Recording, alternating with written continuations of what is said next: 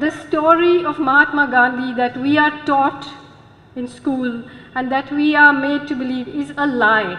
All his life, a person whose doctrine of nonviolence was based on an acceptance of the most brutal social hierarchy the world has ever known, the caste system.